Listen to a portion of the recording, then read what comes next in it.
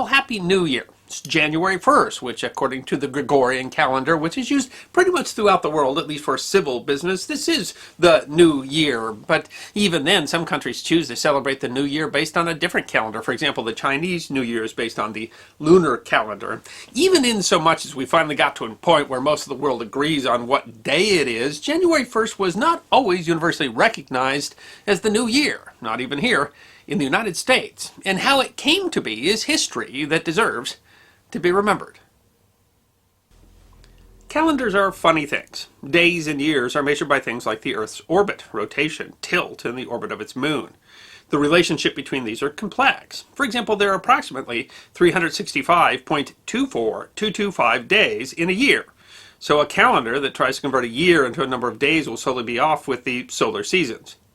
The development of calendars that accurately represent both astronomical events and allow a common language among cultures took millennia.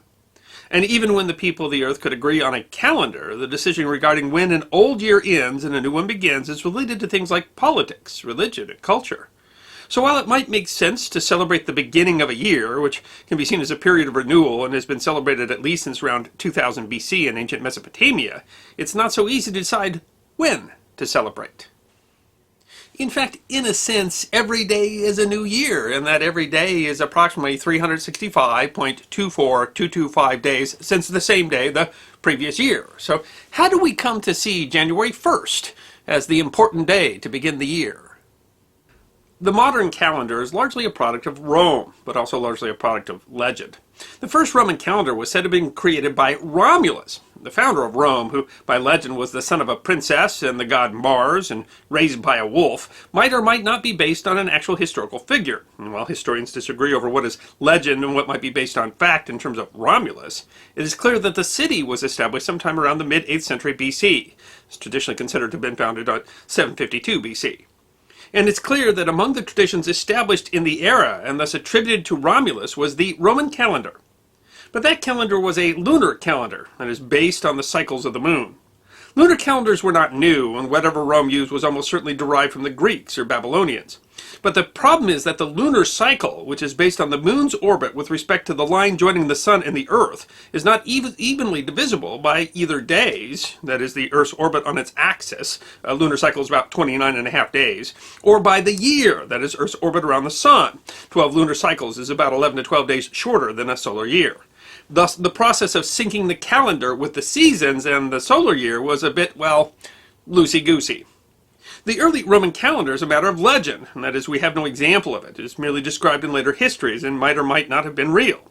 The best evidence, based on later descriptions, said that the calendar included 10 lunar months, some of 30 and some of 31 days, with the remaining 50-some days left organized into a glob called merely winter. If the calendar started to look off, that is, months seemed to occur in the wrong seasons, it was fixed by adding days here and there until everything seemed back relatively in place. This would have been understandably confusing, and early Romans likely celebrated the new year on the vernal equinox. That is the day when the Earth's tilt places the sun directly over the equator so that the day and the night are equal lengths. But that early Roman calendar that might not have existed was reformed by the Roman Republican calendar, which did exist, and was by legend created by the second king of Rome, Numa Pompilius, who, like Romulus, might have merely been legend or might have been based on a real person, and who ruled from around 715 BC. Numa Pompilius is considered to be the originator of a number of Rome's most important political and religious institutions. Among his reforms was to add 2 months to the calendar, which would have been less messy in that 12 lunar cycles is much closer to the length of a solar year than 10. One of these new months was Janarius, named after the god Janus. Janus was a god with two faces, one looking back and the other forward, and represented time, transitions, duality, endings, and the beginning and end of war, as war and peace. It made sense then that the first day of the month, called the calend of Janarius, or January, would be considered the beginning of the year. The change didn't occur immediately, and that is, some people probably continued to celebrate the vernal equinox as the new year. But recognizing the calend of Janarius, or January 1st, as the beginning of the new year became much more common after 153 BC, when that became the date when new Roman consuls were inaugurated. The Roman Republican calendar was, however, still imperfect, as 12 lunar cycles creates a 355-day year, which would again throw months off the solar seasons. This could be addressed by what was called an intercalation, adding extra days to February every other year. But the intercalations were not declared regularly. During wars, they were sometimes forgotten. Other times, they were added as a means of extending the tenure of a politician. The process could be quite confusing, so much so that an average Roman would have trouble knowing the date. It got so bad that the years before calendar reform were called the Years of Confusion. This was addressed in 46 BC with the introduction of the Julian calendar. The Julian calendar was created under Julius Caesar, who was a real person. The calendar was created with the help of Greek mathematicians, who had long before calculated that a year was 365.25 days. The Julian calendar had 3 regular years of 365 days, followed by 1 leap year of 366 days. By then, the years of confusion had become so confusing that the year 46 BC had 455 days in order to write the calendar. The Julian calendar continued to use the calend of Janarius as the beginning of the new year.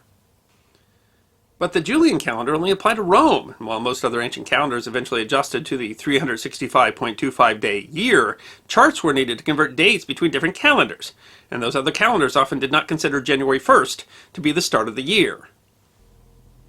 But the Christianization of Rome under Constantine the Great connected the Julian calendar to faith with the liturgical calendar, the calendar that is used to track the various Christian feast days.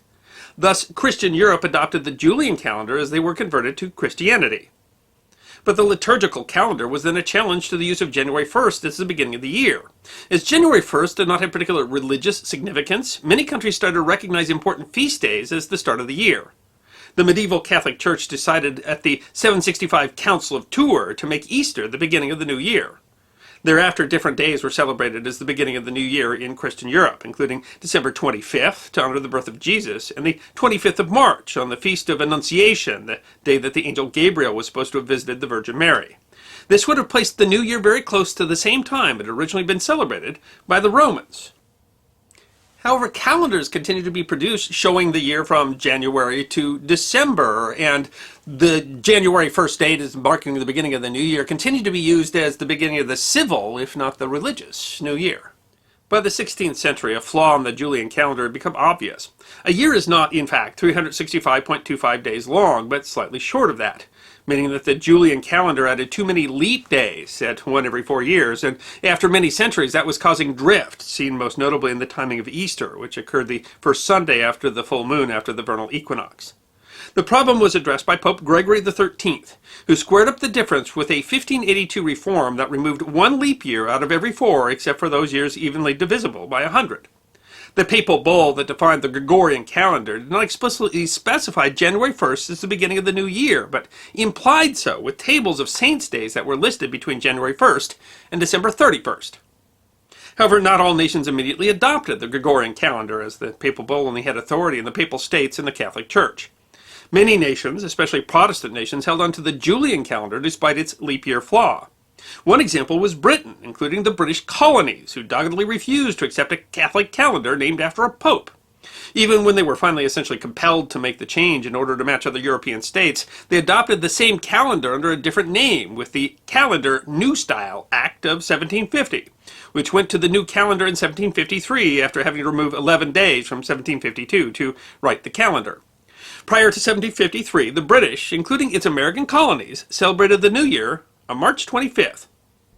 In fact, Britons had celebrated the New Year originally on January 1st under the Julian calendar. With Christianization of the island had moved the celebration generally to Christmas Day, December 25th, by the 7th century, and had moved it back to January 1st in 1067, and then moved it to match the Feast of Annunciation, March 25th, in 1155, where it stayed until the new calendar in 1753.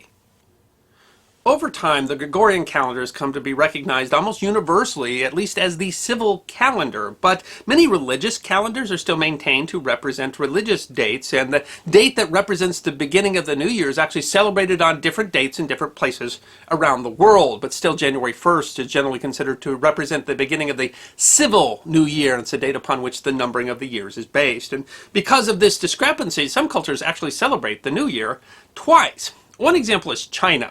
The Chinese New Year is based on a lunar calendar and occurs on the second new moon following the winter solstice, which is usually sometimes around the end of January and the beginning of February. But still, January 1st is a national holiday in China, even though it's not considered to be as important a national holiday as the Chinese New Year. Wherever you are, anywhere around the world, and whenever you celebrate the New Year, or even if you celebrate it more than once, everyone here at the History Guy wishes you a happy and prosperous 2021. I hope you enjoyed this episode of the History Guy, short snippets of forgotten history between 10 and 15 minutes long. And if you did enjoy, please go ahead and click that thumbs up button. If you have any questions or comments or suggestions for future episodes, please write those in the comment section. I will be happy to personally respond. Be sure to follow the History Guy on Facebook, Instagram, Twitter, and check out our merchandise on teespring.com. And if you'd like more episodes on forgotten history, all you need to do is subscribe.